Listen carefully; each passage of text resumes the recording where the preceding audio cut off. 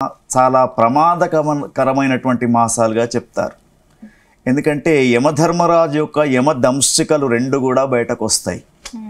కాబట్టి అకాలమైనటువంటి మరణాలు ఈ 2 మాసాలలో ఎక్కువగా సంభవిస్తూ ఉంటాయి. అంటే వాతావరణ దృష్ట్యా కావచ్చు, ముఖ్యంగా మనకు ఆశ్వీజ మాసం ఉందనుకోండి, అందుకే అక్కడ అమ్మవారి ఆరాధన చేసిన తర్వాత కార్తీక మాసం ప్రవేశించడానికంటే ముందు అమావాస్య రోజున దీపావళి పండుగను చేసుకున్నాం. అంటే ఇక్కడ ఏమిటంటే రాబోతున్నటువంటి పీడలన్నిటిని కూడా దూరం చేయడానికి మనము మాసాలకు సంబంధించినటువంటి దేవతల యొక్క ఆరాధన చేయడానికి, ముఖ్యంగా శివాయ విష్ణురూపాయ శివరూపాయ విష్ణవే శివశ్చ హృదయోర్విష్ణు విష్ణుశ్చ హృదయోర్శివ అని చెప్పబడుతూ ఉంది.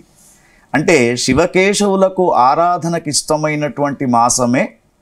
చూడండి, భాద్రపద మాసంలో గణపతి ఆరాధన చేశాం. ఆశ్వీజ మాసం వచ్చేసరికి అమ్మల గన్న అమ్మ ముగురమ్మల మూలపుటమైనటువంటి ఆ తల్లి యొక్క ఆరాధన చేశాం. మరి కార్తీక మాసం వచ్చేసరికి మనం ఇదివరకు కూడా చెప్పుకున్నాం, ఒకానొకప్పుడు గణపతి పార్వతి శివుడు ముగ్గురు కూడా భోజనం చేసి ముచ్చట్లు పెట్టుకుంటున్నారు. అయితే శివుడు అడుగుతున్నాడు, అరే గణపతి, నువ్వు 9 రోజులు నవరాత్రి ఉత్సవాలు చేయించుకొని వచ్చావు కదా, మీ అమ్మ కూడా 10 రోజులు ఉత్సవాలు చేయించుకొని వచ్చింది, మరి నా సంగతి ఏమిట్రా అని అన్నాడు.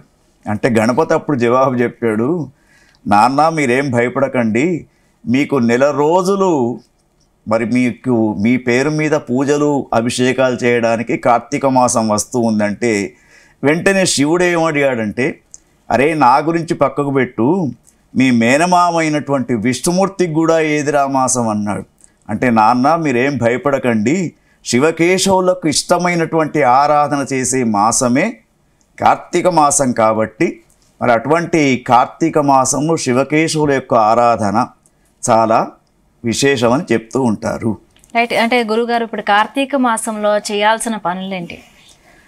ముఖ్యంగా కార్తీక మాసంలో మనకు పురాణ గ్రంథాలు తెలుపుతున్నటువంటి ఏమిటంటే, స్నానం దీపంచ దానంచ పురాణ శ్రవణం ద్విజాత్ లక్ష బిల్వార్చనం చైవ వనభోజనమాచరేత్. ఈ యొక్క కార్తీక మాసంలో మనం చేయవలసినటువంటి పనులు, మొట్టమొదలు నదీ స్నానం.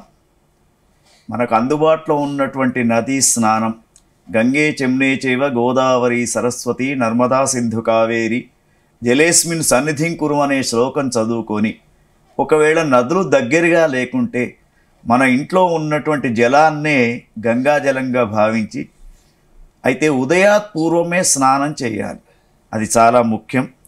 తర్వాత దీపదానం అనేది చాలా శ్రేష్టం. ఎందుకంటే జ్ఞాన జ్యోతిని వెలిగించేది, మనందరిలో విజ్ఞాన జ్ఞానజ్యోతులను వెలిగిస్తూ ఉండేది దీపదేవత. అందుకే దీపం జ్యోతి పరబ్రహ్మ అని చెప్పేసి దీపదానాన్ని కూడా చెయ్యాలి. తర్వాత కార్తీక మాసంలో ముఖ్యంగా కార్తీక పురాణ ప్రవచనం అనేది తప్పకుండా వినాలి. తర్వాత లక్ష బిల్వార్చన అనేది, వీలైతే శివునికి లక్ష బిల్వార్చన అనేది ఒకటి చెయ్యాలి. అదేవిధంగా అన్నిటికంటే శ్రేష్టమేమిటంటే వనభోజన, అంటే వన సమారాధన అని చెప్తూ ఉంటారు. అటువంటి వన సమారాధనను కూడా, అంటే అందరు కలిసి తోటకు వెళ్ళడం, అక్కడ ఉన్నటువంటి వృక్ష సంపదను చూస్తూ ప్రకృతి దేవతను కొలుస్తూ, ముఖ్యంగా ఉసిరిక వృక్షం ఉన్నటువంటి వృక్షం కింద కూర్చొని వంటకాలు చేసుకొని అందరూ కూడా ఉమ్మడి కుటుంబంగా వెళ్తూ, యాదేవి సర్వభూతేషు ప్రకృతి రూపేణ సంస్థిత నమస్తస్యై నమస్తస్యై నమస్తస్యై నమో నమః, ప్రకృతి మాత ఒడిలో కూర్చొని మరి ఆ ఆరోగ్యకరమైనటువంటి ప్రకృతి వాతావరణంలో భోజనాలు చేయడం వన సమారాధన అని చెప్పబడుతూ ఉంటుంది.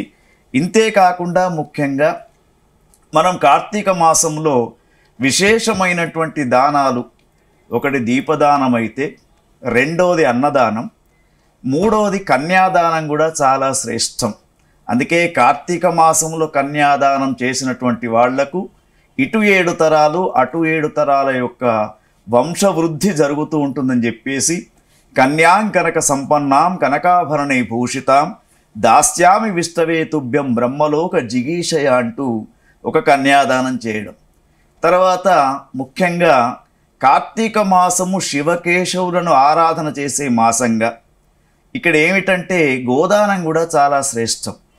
ఎందుకంటే భారతదేశం అంటేనే వెలుగుతో కాంతితో కూడుకున్నటువంటి దేశం కాబట్టి గవా మంగేషు తిష్టంతి భువనాని చతుర్దశ యస్మాత్ తస్మాత్ శివం మేష్టి అతశాంతి ప్రయచ్చమే అని ఒక గోదానం చేస్తే అనేకమైనటువంటి యజ్ఞ ఫలితం అనేది మనకు వస్తూ ఉంటుంది. కాబట్టి ముఖ్యంగా మనకి ఈ కార్తీక మాసంలో గోదానం చేయడం చాలా శ్రేష్టం.